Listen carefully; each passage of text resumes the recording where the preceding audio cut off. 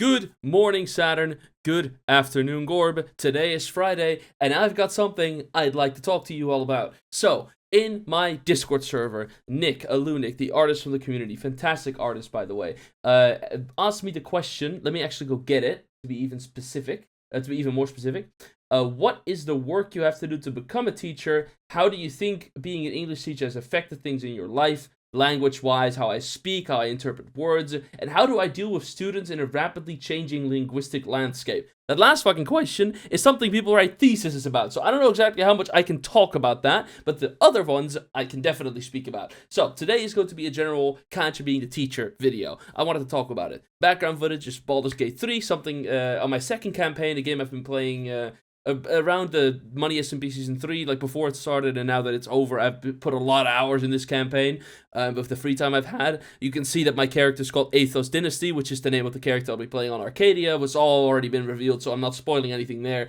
That being said, let's dive into the question. So, number one, what is the work you have to do to become a teacher? So it kind of depends. It kind of differs. It depends on what you want to do, but let's focus on an English major, all right? The one I'm going to be. So what I did in the Netherlands is I went to high school for 4 years, and after that, after high school, which we already also do differently than you guys in America do, but after you go to, after you're done in high school, you either go to something called MBO, HBO, or Universiteit.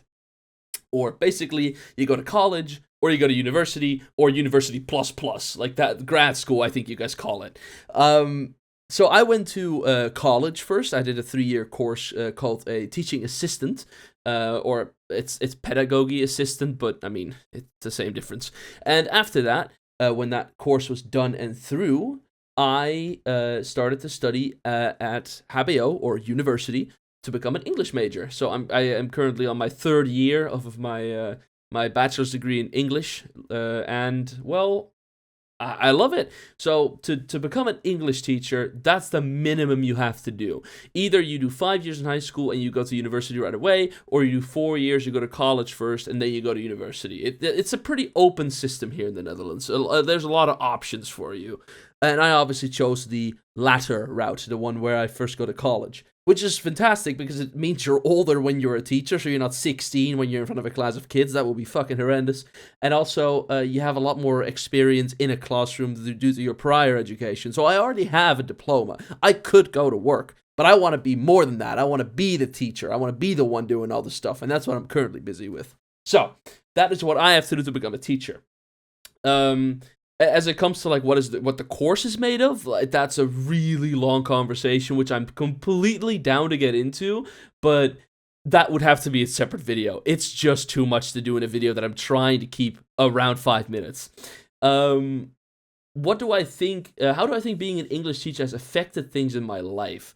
Well, definitely, first of all, I read a lot more. I read a lot more books. I was never really the biggest reader, and whenever I did read, I read like Geronimo Stilton books and Donald Duck comics and obviously superhero comics. And that was kind of the majority of the reading I did. There's like a couple books I've picked up over the last couple years, like Winter in Wartime, or Winter in Wartime.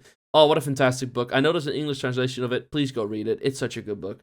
But besides that, I really didn't read many books before I entered this education. And they need you to read a lot of books. I think I read like a total of, at the very minimum, like 8 books every school year. I think so, but I think it might be more, but that's the very minimum at least. So I read a lot more. And I have obviously changed my way of speech. If you were to go back through my videos, and I have a fucking paper trail on the internet, you could find my content that I made that goes back to like 2018, and maybe even further if you look for hard enough, but let's not do that. Anyway, if you were to look at that, obviously my accent has changed a lot. I speak a lot more clearer English, specifically American. My British can use a little bit of help every once in a while, but if I really wanted to, I could very easily combine a British accent, as you guys have seen on KSMP and stuff alike.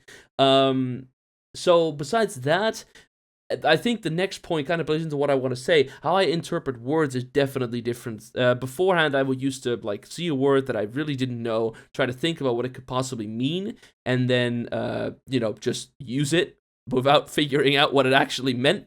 And nowadays, I can like use my experience with previous words and the language in general to kind of figure out the meaning of them without specifically knowing what they are. In the end, words are kind of like a puzzle, and the meaning of the words is the meaning we give them. So to grab a completely random word, let's take overconfident, which is literally just two puzzle pieces. It's over and confident. Putting them together, you means you have too much confidence. And using, that type of logic, if you think about that, you can have other words which start with over and realize that they might mean the same, but just for the other noun or the other verb. It's relatively simple. So nowadays, I tend to think of English and specifically language in general as more of a puzzle than I did before, which is a really fun experience, but also makes it incredibly annoying when I do not know what a word is and cannot figure it out. But that's the risk for being an English major, I guess. You get annoyed when you can't figure out the meaning of a word, which nowadays happens very little. There's a little bit of frustration for me in the education as well, because sometimes portfolios will require me to put in like new idioms or new words that I've learned over the course of the last week.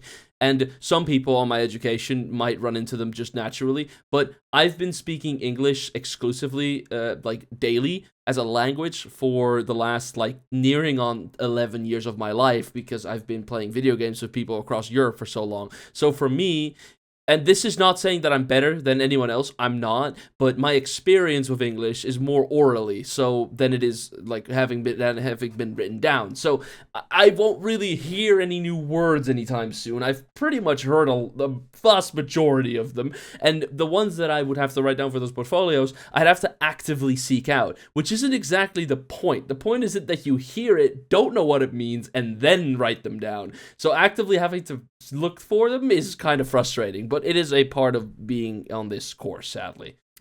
Alright, coming over to the last bit about a rapidly changing linguistic landscape and how I deal with students within that landscape, doesn't really apply to me. I think a distinct difference that you might not have realized is that when I'm teaching students English versus how you were taught English, or maybe are still being taught English, is that I'm teaching it to them as a second language, not a first. These students are not trying to master a language that they already know, they're trying to grasp a language that is alien to them. And that is a distinct difference. I don't really have to deal with any like rapidly changing linguistics, and specifically like the things that I've seen, like images on chalkboards in America that say you can't say these words and it's just a list of brain rot. Like we don't have that problem. Absolutely not at all.